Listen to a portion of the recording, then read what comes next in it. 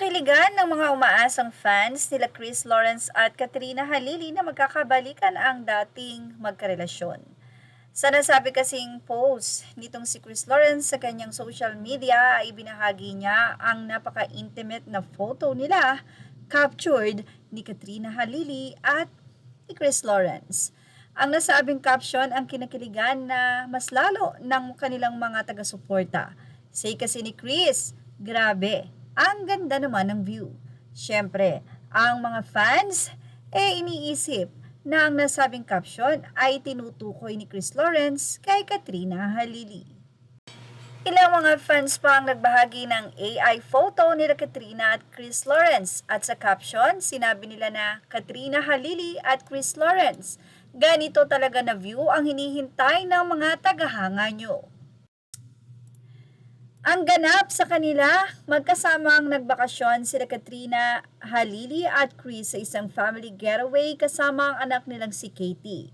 Nagbahagi din si Katrina ng teaser ng vlog kung saan makikitang naglalakad siya sa beach, nagsusulat sa buhangin, nagre-relax sa tahimik na paligid. Caption pa niya, "Barefoot in the sand, no stress, this is where everything resets." May kilig factor ba?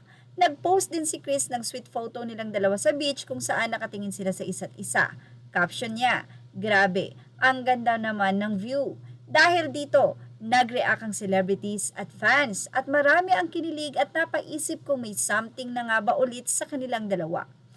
Well, ano nga ba ang status nila ngayon? Ex-couple sila pero maganda ang co-parenting nila or ang kanilang relationship bilang parehong magulang ni Katie.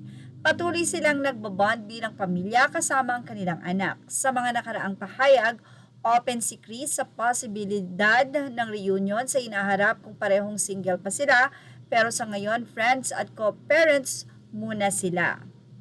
Well, ang buod nito, meron silang family trip sa El Nido, sweet at chill moments na ibinahagi nila online, maraming kinilig at nag-speculate, pero wala pang kumpirmadong balikan. Sa kanilang social media ay lubos-lubos naman ang pasasalamat nila Katrina Halili at Chris Lawrence na binibigay na pagmamahal sa kanilang mga vlog at sa pagmamahal kay Katie na rin ng mga supporters. Doon pa lang ay sobrang nagpapasalamat na nga si Kat and KL. Miss Kat and KL sent their special thanks to our fans group. Kahit walang pag-amin, ay kumakalat naman sa social media ang nasabing longtime girlfriend ni Chris Lawrence na sinasabing si CK. At hanggang ngayon ay tila magkasama pa rin ang dalawa at pumapayag sa nasabi nga pong collaboration nila Katrina Halili at Chris Lawrence dahil naiintindihan naman ito because of Katie.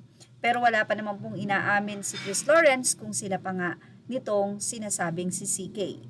Ganun pa man, ano kaya ang nararamdaman ni CK na tila kamakailan lamang ay nagkaroon ng TikTok at nagkaroon pa siya ng dirty blank. Sa kasalukuyan ay na-expect talaga ng mga fans na magkakabalikan si Katrina at si Chris Lawrence. Pero wala pang balita sa nasabing longtime GF ni Chris, although may mga photo and videos na magkasama sila. Well, sila pa rin kaya? Yan ang tanong ang madla.